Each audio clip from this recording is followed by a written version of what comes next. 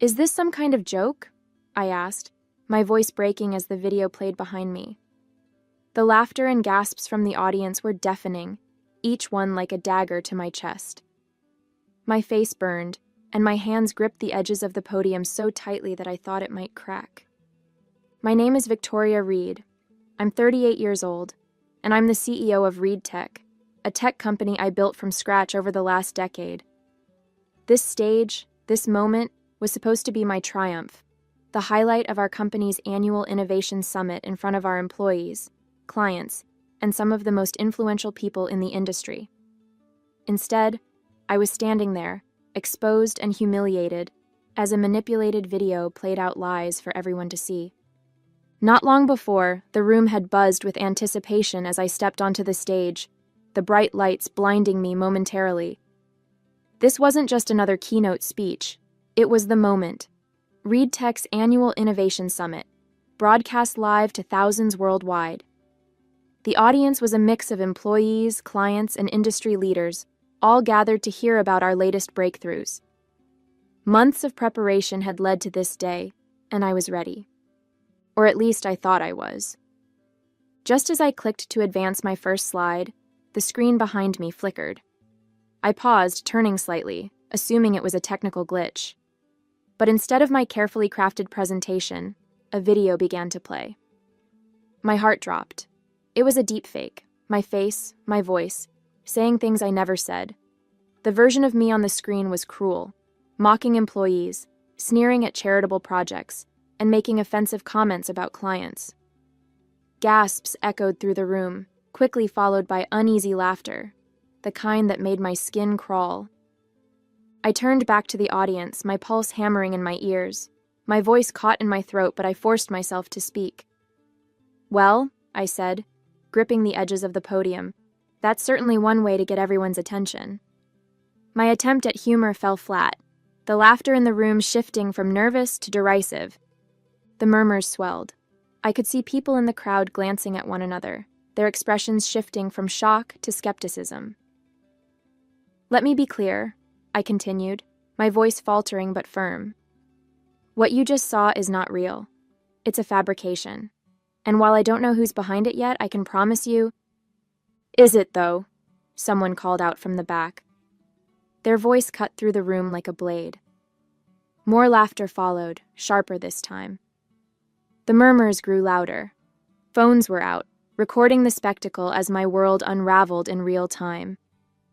As I stepped off the stage, the event organizers announced a sudden 30-minute break before the next speaker. The crowd buzzed with murmurs and speculation, the whispers growing louder as I walked past. I could feel the stares burning into my back, some curious, some judgmental, and others downright gleeful. My face burned with humiliation, but I kept my head high, refusing to let anyone see me falter. Once backstage, I collapsed into a chair, my legs trembling. The green room was quieter, but not by much. A few staff members hovered nearby, pretending to work while stealing glances in my direction. My phone, resting on the table in front of me, was lighting up with notifications faster than I could process. The headlines were already appearing. "Scandal at Reed Tech Summit.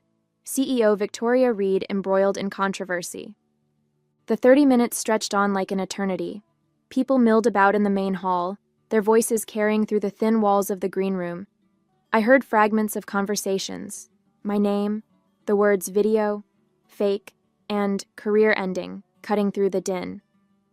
Every word felt like a jab, a reminder of how quickly a reputation could unravel. When Megan, my executive assistant, rushed in, her face was pale. "Victoria," she began cautiously, "the press is asking for a statement. They're waiting outside and it's not looking good." Her voice cracked on the last word, and for the first time, I saw the worry in her eyes. Worry for me, for the company, for everything we'd built. I stared at her, the words failing to form in my head. The break was ticking down, the next speaker preparing to take the stage.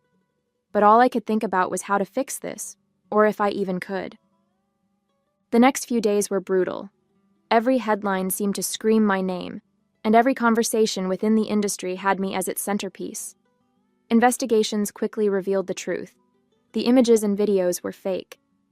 Experts confirmed they had been generated with cutting-edge deepfake technology, designed to look disturbingly real. Even with the truth on my side, the damage was done. My reputation now carried a stain, one that wouldn't wash away easily. Doubts lingered in the minds of those who had seen the video, especially those who didn't follow the updates or didn't care to dig deeper.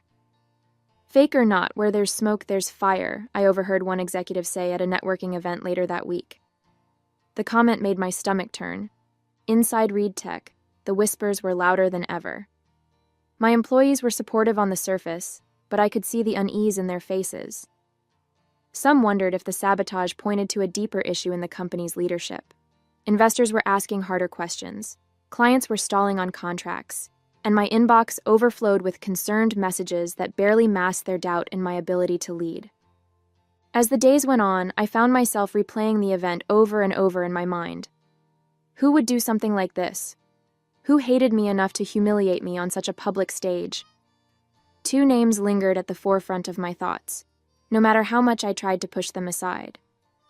First, there was Nathan Cross, the CEO of CrossTech and my fiercest competitor. Nathan had never hidden his disdain for me, often making snide remarks at industry events about how lucky I was to lead ReedTech. Our companies had butted heads over clients before, and I wouldn't put it past him to pull a stunt like this to tarnish my reputation and poach my business. Then there was Diana Lewis, my former business partner and co-founder. We'd started ReedTech together, but our relationship had soured years ago after a bitter disagreement about the company's direction. Diana left, taking a settlement and a bruised ego. She hadn't spoken to me since, but I'd heard whispers about her trying to build her own company. Was this her way of getting revenge? Neither option felt right. Nathan was too brash to hide behind something like this. If he wanted to take me down, he'd do it openly. Diana, on the other hand, had always been calculated, but was she still nursing a grudge after all this time? I spent hours combing through every detail, trying to connect the dots. Nathan had the motive. Hurting me would weaken ReedTech's standing in the industry, giving his company an edge. But the more I thought about it, the less it made sense. His style was loud and bold, not calculated. A smear campaign like this? Too subtle for Nathan. He'd rather gloat openly than pull strings from the shadows. Diana, though, Diana was different. She'd always been deliberate, measured, and painfully strategic. Our fallout had been ugly, filled with accusations and resentment. I had moved on, or at least I thought I had, but maybe she hadn't. The timing made sense. ReedTech's success was growing, casting an even bigger shadow over whatever Diana was trying to build. Was this her way of evening the score? The thought consumed me as I paced the floor of my apartment that night. It had to be one of them, Nathan or Diana. But which one? My instincts warred with the evidence, or lack thereof. I clenched my fists, trying to push the doubt aside. Whoever it was, I wasn't going to let them win. The next morning, I walked into my office, still replaying every detail in my mind. Megan, my assistant, was already there, sorting through a stack of folders on my desk. She looked up as I walked in and immediately noticed the tension in my face. "Rough night?" she asked, offering a sympathetic smile. "You could say that," I replied, sinking into my chair. "I need your thoughts on something, Megan. This situation with the deepfake, it's eating me alive. I've narrowed it down to 2 people who could have done this." Megan pulled up a chair, her brow furrowing. "You've got my full attention. Who do you think it is?" I leaned forward, resting my elbows on the desk. Nathan Cross or Diana Lewis. Nathan has always hated me, and ReedTech is his biggest competition. Taking me down would give him a huge advantage. But this kind of thing doesn't feel like him. He's more of a rub-it-in-your-face kind of guy. Megan nodded thoughtfully. "Yeah, Nathan's not exactly subtle. If it were him, he'd probably be gloating about it by now." "Exactly," I said. "Then there's Diana. We haven't spoken in years, but our fallout was messy. She walked away with a settlement and a grudge. She's smart, calculated. This feels like something she'd do." Megan tilted her head, considering my words. She definitely has the brains for it. And if she's still holding on to that grudge, yeah, I could see her doing something like this.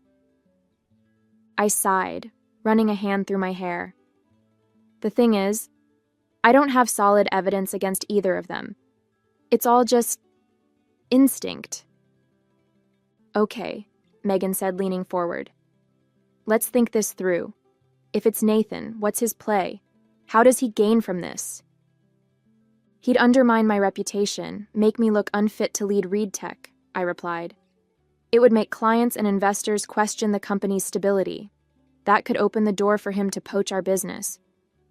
True, Megan said. And Diana? I hesitated. Revenge. Pure and simple. This could be personal for her. She doesn't need a business gain, just the satisfaction of watching me fall. Megan leaned back in her chair, crossing her arms. Both are possible, but I'm leaning toward Diana. She has more reason to make it personal. Nathan's more likely to go for the jugular in a way that's traceable. It's too subtle for him. After my conversation with Megan, I realized there was only one way to move forward. I had to confront them, or at least test their reactions. Subtlety would be key. If either Nathan or Diana were responsible, they'd slip up eventually. I picked up my phone and stared at the two names on my contact list, my thumb hovering over the screen. Nathan first. He was impulsive and brash, easier to rattle. I tapped his number, my heart pounding as the phone rang. Victoria. He answered after a few rings, his voice sharp and impatient. How are you today? Cut the formalities, Nathan, I said, injecting a casual tone into my voice. I'm sure you've seen the headlines. Of course, he said, a smug undertone creeping into his words. It's been the talk of the industry. Gotta admit, that video? Brutal. Almost too good to be true. I paused, letting the silence linger for a moment. It's fake. You know that, right? Fake or not, perception is reality, isn't it? He replied, a low chuckle following his words. But hey, if you need a shoulder to cry on, I've got a few minutes. I gritted my teeth. I'll be fine, Nathan. Just wanted to check if you'd heard anything unusual. You're well connected, after all. His laughter stopped abruptly. Why would I know anything about it? You think I'm behind this? I matched his sharp tone. Just covering all my bases. Well, don't look at me, he snapped. Unlike some people, I don't need cheap tricks to win. Good luck cleaning up your mess, Victoria. He hung up before I could reply. I leaned back in my chair, exhaling slowly. Nathan's reaction felt predictable, defensive, arrogant, but nothing concrete. Next was Diana. Her number felt heavier as I tapped it, memories of our fallout flashing through my mind. The phone rang twice before she picked up. Well, this is a surprise, she said coolly. Victoria Reed. To what do I owe the pleasure? Diana, I said, keeping my voice neutral. I'm sure you've seen what's been going around. The video. Hard to miss, she replied. It's all over the news. Nasty stuff, but not surprising. You've made a lot of enemies over the years. I ignored the jab. Enemies like you? She laughed, the sound sharp and cutting. Oh, please. If I wanted to take you down, I wouldn't need smoke and mirrors to do it. I'd do it to your face. Her words stung, but there was an honesty in them I couldn't ignore. So, you're saying you had nothing to do with it? I'm saying I've got better things to do than worry about you, she said bluntly. But if you're looking for a suspect, maybe start with someone closer to home. People like you don't get taken down by strangers. The line went dead before I could respond. Her words echoed in my mind, planting a seed of doubt I couldn't shake. I set the phone down, my mind swirling with possibilities. Diana's parting words echoed louder than anything else. Someone closer to home. It sounded like a throwaway comment, but it stuck with me, gnawing at the edges of my thoughts. Could she be right? Could it be someone from within my own circle? The idea made my stomach churn. I replayed both conversations in my mind, Nathan's arrogance had been expected, but his defensiveness seemed genuine. He was insulted that I even considered him a suspect. Diana, on the other hand, was cold and cutting, but not evasive. If she had done this, why not take the opportunity to gloat? Both of them left me with no solid answers, just more questions. Megan walked into my office with a stack of reports, her face unreadable. "How did it go?" she asked, setting the papers on my desk. I sighed. "About as well as you'd expect. Nathan was defensive, Diana was condescending, and neither of them gave me anything useful." Megan sat down across from me, folding her hands in her lap. "Maybe Diana's right. Maybe it's not them. Maybe it's someone closer." I frowned, her words hitting too close to Diana's for comfort. "You think someone at Reed Tech would do this?" She shrugged. "It's not impossible. You've made tough decisions, Victoria. Not everyone's happy about them." The thought unsettled me, but I couldn't dismiss it. If that's true, then whoever it is knows this company inside and out. They had access to private footage, internal systems. "Exactly," Megan said. "Maybe it's time to widen the search." I nodded, the weight of her suggestion pressing down on me. If this betrayal really did come from inside Reed Tech, it meant one thing. I had been blind to it all along. And whoever did this wasn't just trying to tarnish my name, they were trying to destroy everything I'd built. The next few weeks became a blur of quiet investigation and growing paranoia.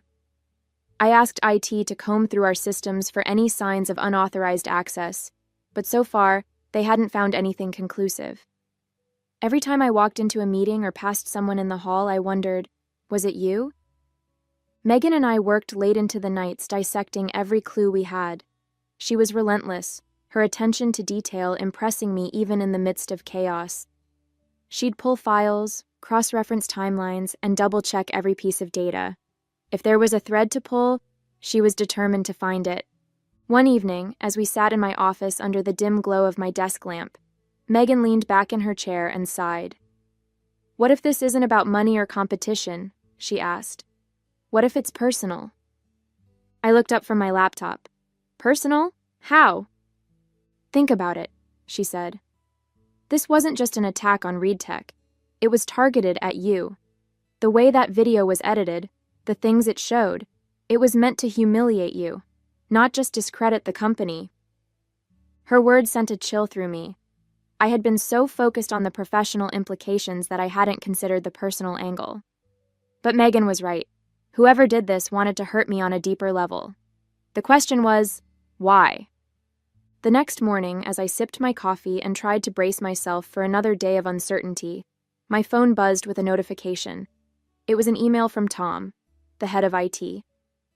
Subject: Update on deepfake investigation Victoria. We found a possible lead. Can you come down to the IT department to discuss? Tom. I didn't waste a second. Within minutes, I was in Tom's office, where his desk was covered in screens displaying server logs, timestamps, and what looked like access trails. He gestured for me to sit, his expression a mix of determination and unease. "We've been working nonstop," he began. "Last night, we found something unusual. During the time the video was uploaded, there was remote access to the presentation server." "Remote access?" I asked, leaning forward. "From outside the company?" Tom shook his head. "No, from within. The access came through a VPN, masking the original user's identity. But we managed to narrow it down to one department: communications." I frowned. "Communications? Why there?" "It makes sense," Tom said.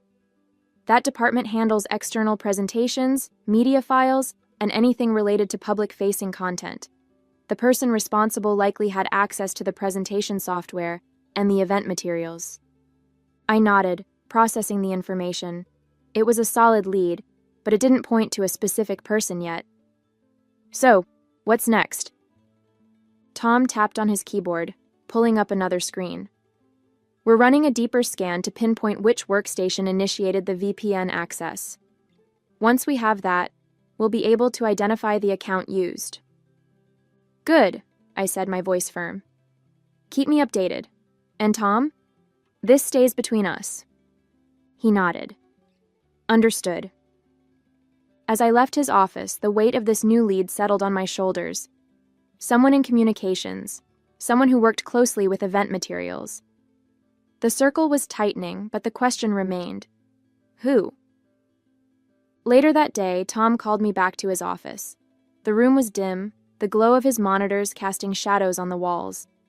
His face was set in a determined frown as he motioned me toward his desk. We've narrowed it down, he began, tapping a screen that displayed server logs and access trails. The VPN access during the conference originated from a workstation assigned to Anna Carver, one of the junior associates in the communications department. Anna? I repeated, trying to recall her face. She was relatively new, quiet, diligent, and hardly someone I'd associate with something this malicious. What else do we know? Well, here's where it gets strange, Tom said, pulling up a new set of data. Her credentials were used to log into the system during the exact time frame of the deepfake upload, right as your presentation began. But this wasn't from her office, it was from a workstation set up for the event backstage. I frowned. You mean someone was physically in the building during the summit? He nodded. Exactly. And it gets better, or worse, depending on how you look at it. He clicked to open a video file. We synced the login time with the building's security footage. This is the backstage area during your presentation. On the screen, I saw a figure dressed in a black blazer and slacks swipe an ID card at one of the event workstations. The timestamp matched perfectly with the moment the video interrupted my keynote. The footage was grainy, and the person's face was turned away from the camera, but it was clear this wasn't Anna. The build, the posture, it didn't match her at all. It matched someone else. And I knew exactly who. It was Megan. The air felt heavy around me as I tried to process what I was seeing. Megan, the person who had stood by my side through everything, had betrayed me in the most personal, calculated way possible. I couldn't bring myself to say anything as I walked back to my office. The images of Megan from the security footage looped in my mind, each replay cutting deeper. How had I missed this? How had I let someone so close slip through my defenses? By the time I reached my desk, my emotions had shifted from shock to anger. Megan was seated at her usual spot outside my office, typing away on her computer as if nothing had happened. She looked up and smiled, a practiced, familiar gesture that now felt hollow. Hey, Victoria, she said cheerfully. Tom mentioned you were in IT earlier. Any updates on the investigation? Her calmness made my stomach churn. Nothing yet, I said evenly, forcing a tight smile. But we're getting close. Her face didn't betray a single flicker of concern. If anything, she looked intrigued. That's good to hear. Whoever did this is going to pay, right? I nodded slowly, the weight of her betrayal settling deeper into my chest. Oh, they will, I said, my voice steady despite the storm inside me. I'll make sure of it. That night, as I sat in the quiet of my apartment, the weight of Megan's betrayal pressed down on me. I stared out the window at the city lights, my mind running in endless loops. She had worked beside me for years, earning my trust and positioning herself as my confidant. And now I knew the truth. I needed to expose her, but how? The evidence was undeniable, yet the way I handled this would define not just her fate, but mine as well. A direct confrontation could work, but it would give her the chance to spin the story. Public exposure would send a clear message, but it might make me look vindictive in front of the company. A carefully staged trap could catch her off guard, but it required precision. Every option carried its risks, its rewards. I leaned back, closing my eyes. She thinks she's untouchable, I thought, that I won't see this through. But she's wrong. The next morning, I finalized my plan. It wasn't subtle, but it would be effective. The entire company needed to see the truth, not just for my sake, but to reinforce that no one, not even someone close to me, could get away with undermining ReadTech. I called Megan into my office. "We're holding a company-wide town hall this afternoon," I said, keeping my tone neutral. "It's about the deepfake investigation. I want you there by my side. You've been my closest ally through all this, and it's only right that you're part of the resolution." Megan's face didn't flinch. If anything, she seemed pleased, even smug. "Of course, Victoria. I'll be there." The hours leading up to the event were a blur of preparation. Tom worked tirelessly to compile a polished presentation of the evidence, and I rehearsed my own opening remarks. By the time the town hall began, the auditorium was packed with employees, all eager to hear how we'd resolved the scandal that had gripped the company for weeks. Megan sat to my left, her posture relaxed, a faint smile on her lips. Tom sat to my right, his laptop open and ready. I stepped up to the podium, taking a deep breath before speaking. "Thank you all for being here," I began, my voice steady despite the storm brewing inside me. "As you know, ReedTech has been under fire recently due to a malicious deepfake video that disrupted our Innovation Summit. Today, we're here to share the results of our investigation." I gestured to Tom, who stood and began his presentation. He walked through the timeline, explaining the VPN access, the stolen credentials, and the security footage. The room was silent, employees hanging onto every word. Then came the moment of truth.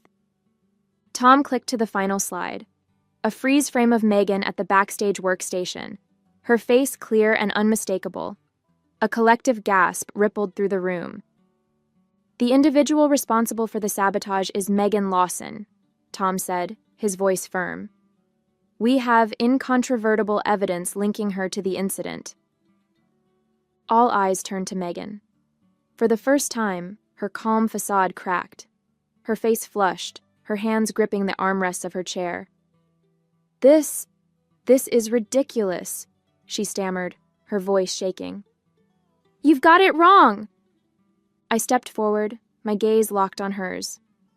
"Megan," I said, my tone sharp but controlled. "The evidence doesn't lie.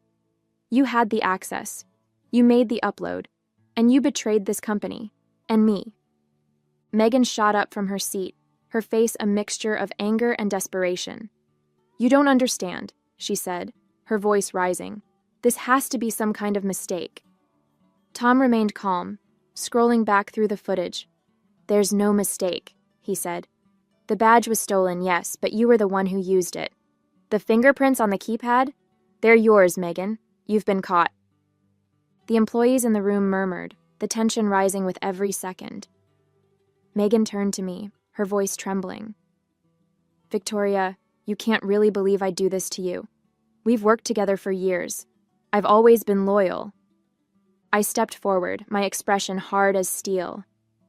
"Loyalty isn't sabotaging my career, Megan. Loyalty isn't putting the entire company at risk for your own gain. Do you have anything to say for yourself? The truth this time." She faltered, her eyes darting around the room as if searching for an escape. I was pushed into it," she blurted, her voice cracking. "I didn't want to, but..." "But what?" I pressed, my voice sharp. "Who pushed you? Why did you do it?" Her shoulders sagged as the fight drained out of her. She slumped back into her chair, her voice barely above a whisper. "It wasn't about the company," she admitted. "It was about you. You've always had everything, respect, success, recognition, and I'm just the assistant, always in your shadow." The room fell silent as her words hung in the air. She looked up at me, her eyes filled with a mix of guilt and bitterness. I thought, if I could make people doubt you, maybe I'd finally matter. Maybe people would notice me. I took a deep breath, my heart pounding in my chest. Her confession cut deeper than I expected, not just because of the betrayal, but because of the raw envy and resentment she carried. "Megan," I said, my voice softer now but still firm, "you could have talked to me. You didn't need to tear me down to make yourself feel seen, but what you did, this isn't just personal, this is criminal." She buried her face in her hands, and I turned back to the employees seated in the room. Reed Tech is built on trust, I said, my voice steady. And when that trust is broken, there are consequences. I didn't press charges, just fired her. As much as I wanted justice, I wanted closure even more. Dragging this out in court wouldn't give me the peace I needed. Megan's confession was enough. She had destroyed herself with her own ambition, and there was no coming back from it. The next few days were surreal. Megan's betrayal became the talk of every newsroom and industry podcast. Headlines like, Reed Tech Scandal, Assistant Sabotages CEO with Deepfake, and Betrayal at the Top, How Envy Almost Toppled Victoria Reed dominated the media cycle. Her name and face were everywhere, her actions dissected and condemned by commentators and industry insiders alike. Employees at Reed Tech rallied around me, offering their support and relief that the mystery had been solved. Investors, initially cautious, began to reaffirm their trust in the company. But as the world buzzed about Megan, I focused on rebuilding what mattered most: my reputation, my company, and the trust of those who had always believed in me. I made a point to call both Nathan and Diana. I owed them an apology for my suspicions, and to my surprise, they both accepted it with grace. It was a small step toward clearing the air, but it mattered. As for Megan, she got what she wanted. She was noticed. But not in the way she'd hoped. Instead of admiration, she earned infamy, her name tied to a betrayal that cost her everything. I couldn't dwell on it any longer. I had a company to lead and a future to build, leaving the shadows of her actions far behind me. Hey there! Did you like the story? If you did, don't forget to hit the like button and subscribe to the channel. It helps us a lot and makes sure you won't miss out on more great stories we share here. Thank you for watching, and we'll see you in the next one.